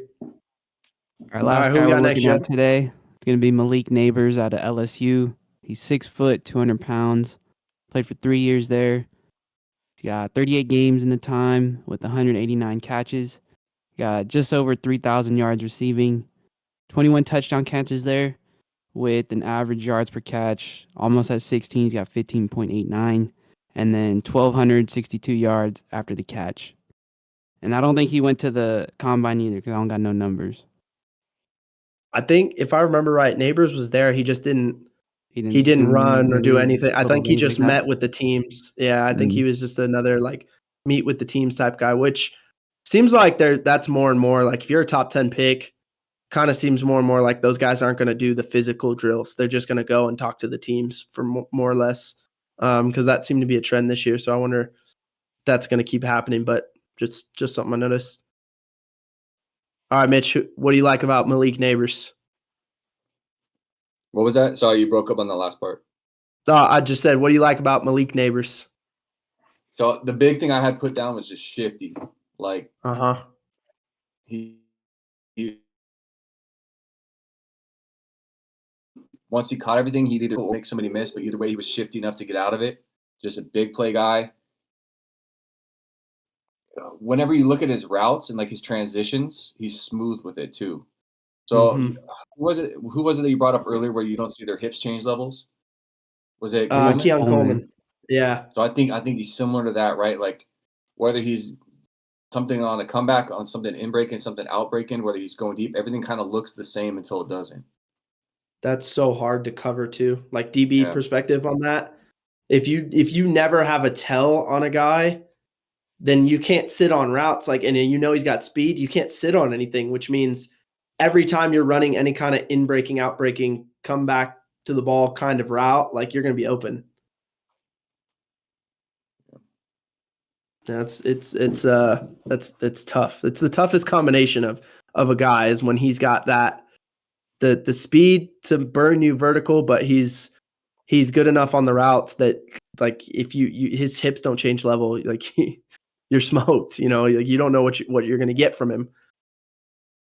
I think it's crazy because any other year he's where Marvin Harrison is. Like he's that top 5 pick any other year, but then you happen to have the prodigy. You have LeBron James coming out, so like you know what I mean. Like you can't take it, but any other year he's that guy, right? Yeah, no, he's legit for sure. I'm with you on that. I think he LSU moved him around a bunch. So like the first thing I noticed is like he's sick out of the slot. I like him coming out of the slot, but he was able to play all over the place. He played about 50% of his snaps in the slot, 50% on the outside. I think like the slot fade that Jaden Daniels loved to throw to him, they were just like automatic on that thing. He was really good at, but like he has that lean, look, break to the pylon. And he was just so good at that because he got everybody on it. Like I literally have just a straight highlight clip right now of him running slot fades because he and Jaden Daniels were just so good at that play specifically. Like it felt like no one stopped it all year. And it's hard like for teams to account for that. Like you're kind of on that island there because your safety's inside. So like unless you're playing like, 2-man and you're putting your safety outside the slot right now, you're pretty much leaving your slot defender on an island in that case. So and no one really quite was able to figure that thing out. Like this, again, you just see it like he just keeps beating defenders on this slot fade, and it's just funny. On some of them too, it like literally looks like he's almost gliding before he makes that break to the pylon. I think this might be the one here that I'm talking about where he just and he just holds it for like as long as he can till he knows he's got that guy beat, and then boom, and just hits it. And when he hits it, his acceleration is nasty. So yeah, I think a lot of the work he did out of the slot, that's where he was really good. He could take a play like this again from the slot, turn it into a touchdown, give you a little. I know, Joe, I left that one in there for you, Joe, because I know you love the Sellies. That was my dumb note. One of my dumb notes was the cheerleader in the background hitting the squabble with him. Thank you for letting me know that's what that's called, the squabble. Okay, now I know. Yeah, you can do all you want. That dude got a full scully out of it though. So there you go. Okay, the next thing I know is his releases. God, he's so smooth. You said it. Smooth is a great word for it. His releases, like he beats guys at the line of scrimmage. If you want to press him, he'll beat you. You want to play off, he knows how to beat you because he knows how to work your leverage against you. It didn't really matter. Like he's just a technician to me, like off man, press man, zone. He was just really good at working those releases and working against leverage when he needed to, or using that leverage, like if he knows you're inside leverage and I'm going to break outside, I'm going to work you inside for as long as I can until I break there. Or you're, outside, I know I'm going to work outside until I go right to the break on that inside breaking route. Like he was just good at all that. I think he's a technician. I mean, you just see it on film. He wins whether, again, it's at the line of scrimmage and press man, or he knows he can work you throughout the route if you're off in zone or off man. And then the last thing was that stood out to me, like he's the double move king of this class. his double moves are nasty. Like there's a couple in here that are just so, it's just like, I feel bad for even putting this on here as a DB coach, because I'm just putting DBs like on the spot with some of these because it's just so bad. I mean, this one, ooh, he he tried to weave. Fun in a circle. My guy tried to weave with him, and it just, but like, again, that was a great example though of him using leverage here. He's going to create 10 yards of separation on the double move. Again, he loves this little boom, pow, break back out. I mean, the safety, again, never had a chance. I feel bad putting some of these on here. I'm telling you, because it's bad. This one is the curl and go, like the super deep. You know, he stutters at 12 before he turns it on. Oh, hit it. And he's gone, dude. That's a hard route to pull off. You usually don't have the timing to make that throw, but you know, it's LSU, so they got big fellas up front. He's really good about getting back up to top speed, like right now. So if you look at kind of like some of his crossing stuff or some of his dig routes and that, or even like the shallow drags. So if it's in front of him, if it's on his body, or even if you're running across the field and the quarterback throws it behind you, you got to kind of go back. Yeah, he's really good about, he'll throw that shoulder, but then he will throw it all the way around and keep that full speed going. Right. So a lot of times you'll see, like, if you watch CeeDee Lamb, if something's behind him, he stops, and then his way of getting yak is he breaks back the other way. Like, that's like his favorite thing to do, right? He'll plant that foot, and then he's going to reverse, whatever it is. Nabers, if you look at him, he'll throw that hip and just keep that speed going across the field and gets right back up to top speed, which is a little bit unique. Yeah. Right? I think so. Him.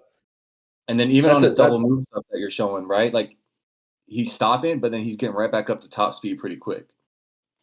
I think that is, he's probably, I mean, obviously Worthy's the fastest guy, at least in shorts, but like Nabers might be the best at getting to his top speed the fastest. Like his acceleration, his 0 to 60 might be the best of anyone in the group. I would say it probably is. The comp I had for him, that like with that kind of like suddenness to me, I mean, you mentioned CeeDee Lamb. I don't know if that was just because he was on the screen, but CeeDee Lamb was the guy I thought of the most, like, especially because CeeDee probably does his best work out of the slot, but he's good at when you put him outside, you can bring him inside. He runs the full route tree, like the double moves. He has all that in his bag. I mean, we saw it last year. He was so good at that, all that stuff. It's why he had such a good year. But like, there you go. There's the release right there. And then he takes the tough shot at the end, makes the catch anyway, gives you the celebration right in his face. Love it. Here he is, like on the toe tapper. This was when his rookie year when he had Ben DiNucci throwing him passes, or whoever it was. I think it was Ben DiNucci. Yeah, Kitna. This is the COVID year. I think this is still his rookie year, but again, like he's good. He's good at tracking, which Nabers is good at it. I don't know if he's as good as CD is in terms of the tracking the ball in the air, but Nabers does have that in his bag. That's another one where you're getting the double move, right? I thought that was great because that's exactly what we saw Nabers doing a bunch of. You know, you're getting the fade ball, which again, he wins at the line of scrimmage. Like that's why CD's so hard, because if you press him, like he's really good with the releases at the line of scrimmage, that you're probably going to lose unless you have an elite guy. But if you play off, like he's just so savvy in the route running that, and you let him catch it with space, that's probably like, of all the guys in the league right now, a guy you do not want to catch the ball with like a little bit of space is probably CeeDee Lamb. So I think that's where Nabers is also really good. And then that last one, you're getting the slot fade, who, like I said, I made a whole cut up of just slot fades from Nabers. But so that's why I kind of thought CeeDee Lamb. Who do you think of, Mitch? I like Chase. I think he does a lot, because I think Chase, he carries his speed really well, right? So if it's a go route, or if it's a post route, or if it's something going across, he's carrying that speed and he's trying to beat them across the field, right? Instead of CeeDee Lamb will shake you, right? I think Nabers likes to kind of keep that speed and then make a move and then kind of get around you and then make a move on the second guy, be shifty on the second guy, right? But he likes to just kind of, he already beat him on the route. He likes to carry that speed across and make the second dude move. So make the second dude miss. So I like Chase. Joe. What you like about Nabers? Maybe give us a comp. I'd pick Jamar over the CD. I honestly wasn't really a fan of Nabers, if I'm being honest. I kind of think he's a one-trick pony where he was just getting all deep balls. I don't know. I'm not a fan of that. Like, not really showing anything underneath in my eyes that I did. So I was kind of a hater in that front. But my other dumb note I had for him was the purple and white unis. Those go hard. Those are fire. Oh yeah, the Uh, purple and white are nasty. yeah, and then my other note was just he's just fast. I mean, you could see him when you, especially with the double moves, you could see he's just boom boom and blown by everyone. I don't know. I think he's another one of those like you mentioned it, Mitch. If it was another draft, I think him and Nabers or him and Nabers and Odunze are to me are both like, you know, in other years probably guys that teams are looking at as the top guy. But this year it's just loaded.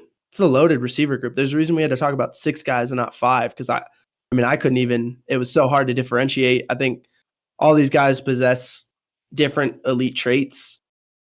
But Nabers, I mean, being able to play the slot and the outside, that's a really big skill. I think especially in modern NFL offenses, you want to be able to move a guy around so they can't game plan for him.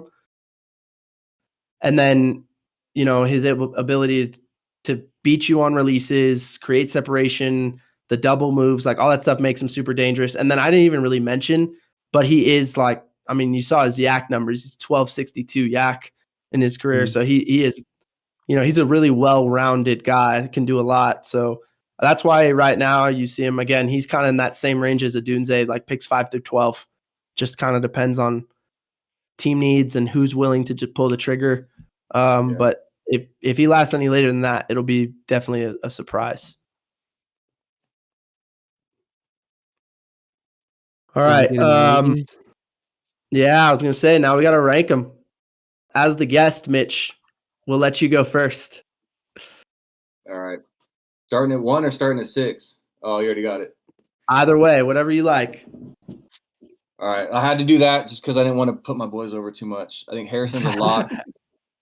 I think Nabers, any other year, he'd be 1. Mm-hmm. Now, I put Coleman and Odunze in that order because I think Odunze, his best case scenario is a solid 2, right? Like he's going to be a great number 2.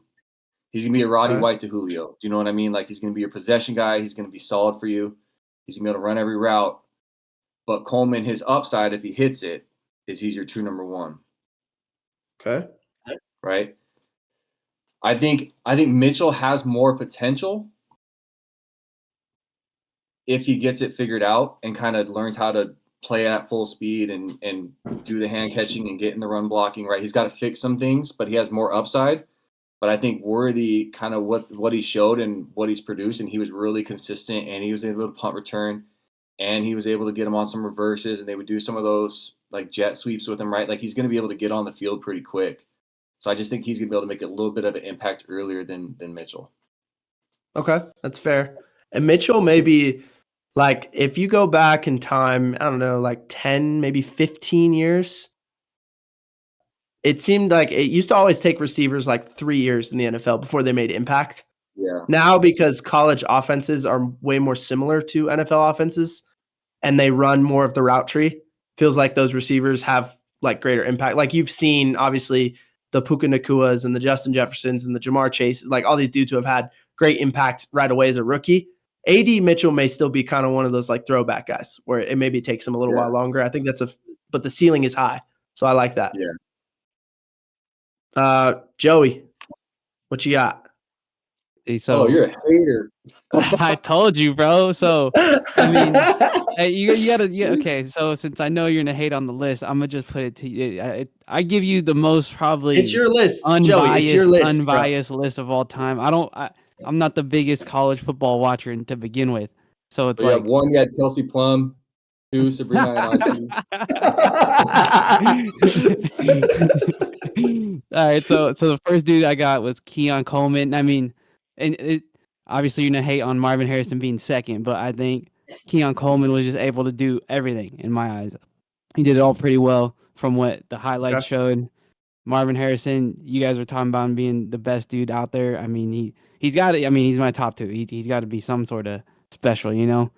And then Rome Odunze, it's like you said, I think he's the most like reliable dude on there out of the next three I'm gonna give you. I liked Worthy more than Mitchell just because I think he allows more versatility coming in the league early. You seen the punt return stuff he could do. He could do more than just like play the slot or whatever, and then get more time to develop. And then Neighbors, I said I was a hater. Like I said, I only saw deep balls from him. I don't know. Maybe I was watching the wrong highlight tape, but I didn't see anything coming across the middle or working like comebacks or anything. So that's why I have him last. All right. So it's funny because we were talking about like the ceiling versus floor arguments for all these guys and like how sure we are guys are going to be what they are. Like to me, Marvin Harrison is the most sure thing. So like it's just, and this may be a personality. I think the personality of the person making these picks comes into play. Because like if you're a riverboat gambler, I'm with Mitch. Like Keon Coleman's probably got like a real high ceiling, so it's not crazy to be like we're sitting at 15, we're taking Keon Coleman because he could be that dude, right? Oh, So I think all of this too. Sometimes your personality shows up in these rankings versus like how sure are you that a guy is going to be solid and or good versus like the guy who's maybe more of a risk. And so I think I'm probably more risk averse in my rankings. And Marvin Harrison Jr. is like an easy one to me. We mentioned all the things he's got along with, like I said, the pedigree. Then to me, Rome Odunze, I just trust. Like I just have great confidence. That guy's going to be, in worst case scenario, good, like a good 2. And I think he's still got ceiling enough to be a legitimate number 1 receiver.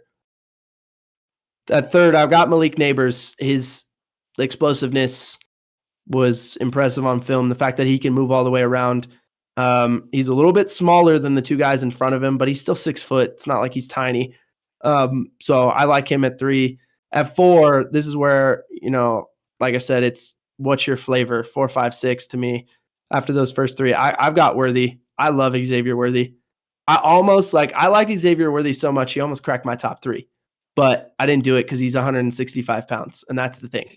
That's the risk with him. He's 165 pounds. Like I don't know that we've seen a guy play at 170 soaking wet and be like legitimately good. So it's going to be an interesting case study with him. I'm sure he'll put on some weight in an NFL weight room. At least I hope. And then I've got Adonai Mitchell and Keon Coleman 5'6". I think they're both in different ways. They've got a little bit of development, but the traits to be an elite number 1 receiver are there for both guys. I think at the end of the day, it's what I said before. I like that I saw Adonai Mitchell be fearless going over the middle using his body.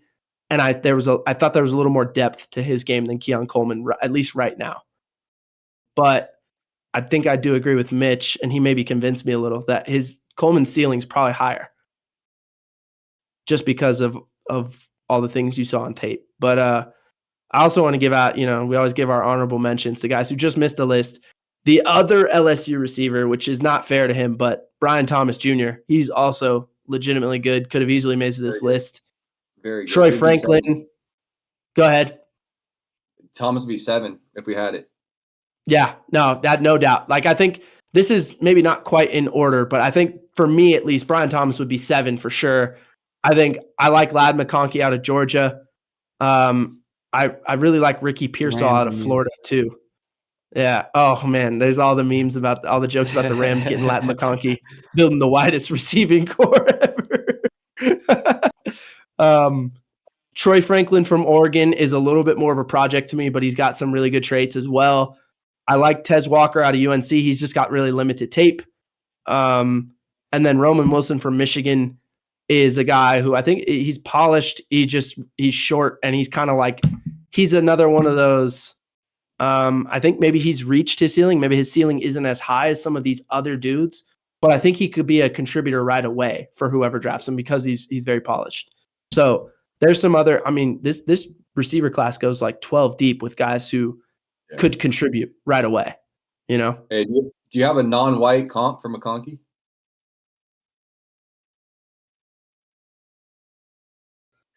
Maybe No, you know what's funny is everyone's comping him to Cooper Kupp, and I think they're really different. I think Lab McConkey's faster. Like, I think he plays a little bit different than Kupp, but Julian like, Edelman.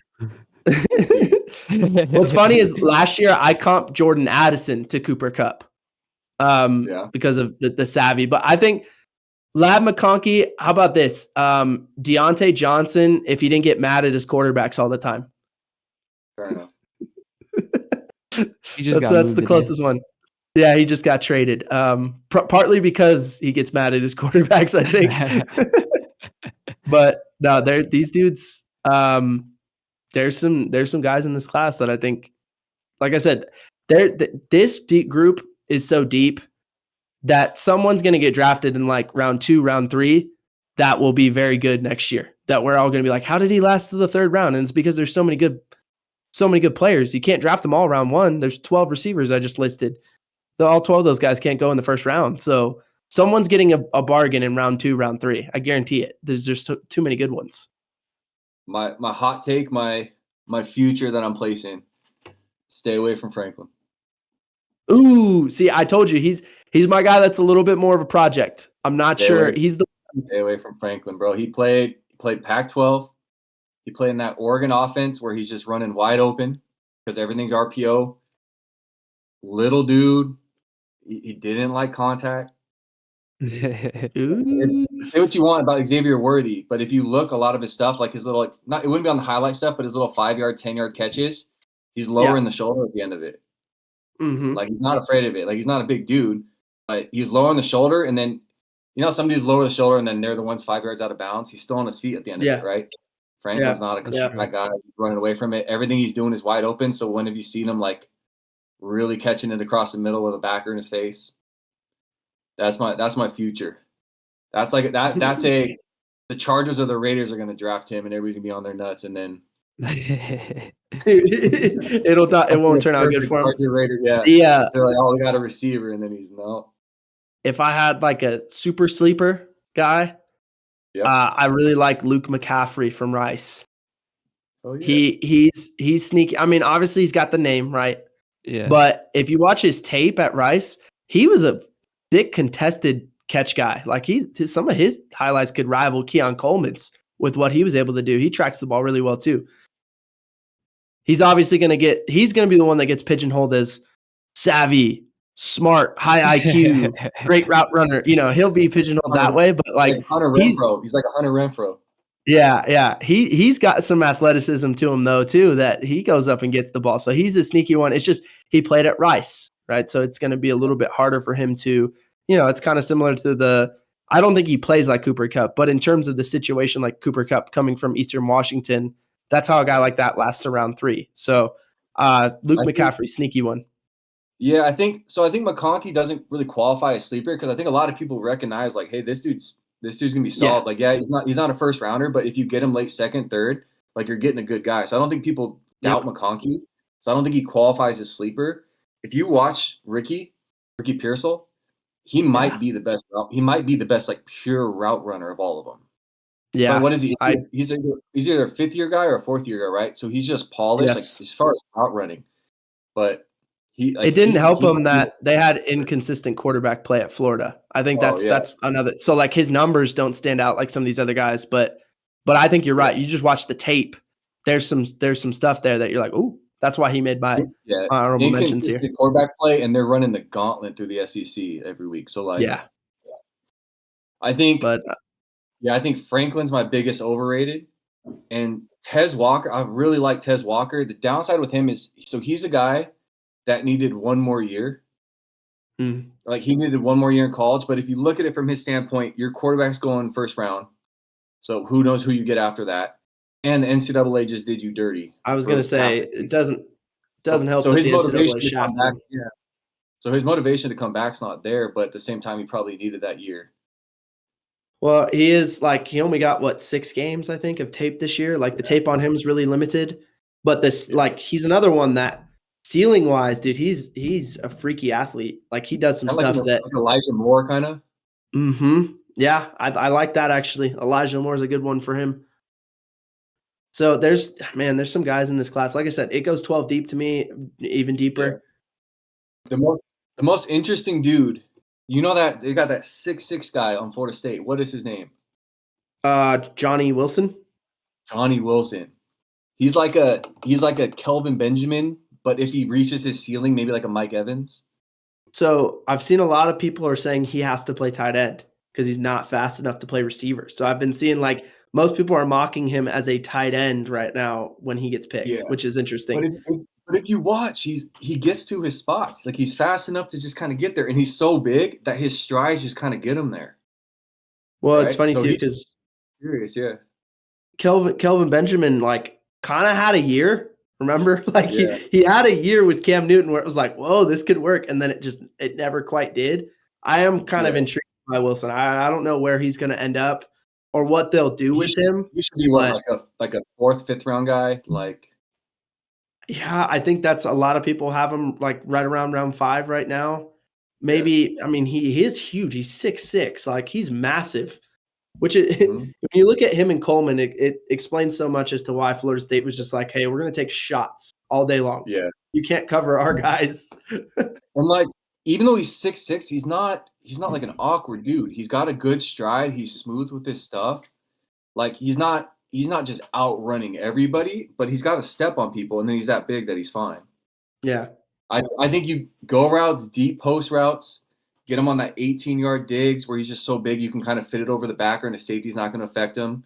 Get him on a comeback, get him on like a 15-yard curl, like that kind of stuff. Keep him on the sidelines. Yep. I think there's a lot of potential there. It just depends, like, I don't know, get him on a team. Get him on a team where the quarterback can just put it up, where they got other guys, and he's like your number 4, number 3. Yeah, I'm with you. Well, Mitch, we appreciate you coming on, dude, making it the 2nd and 3 podcast today.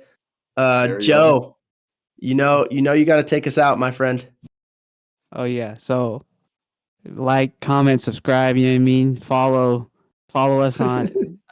We got Twitter, TikTok. We'll get that Instagram up here soon. I'm telling you right now. And as always, we got our guy Ray taking us out.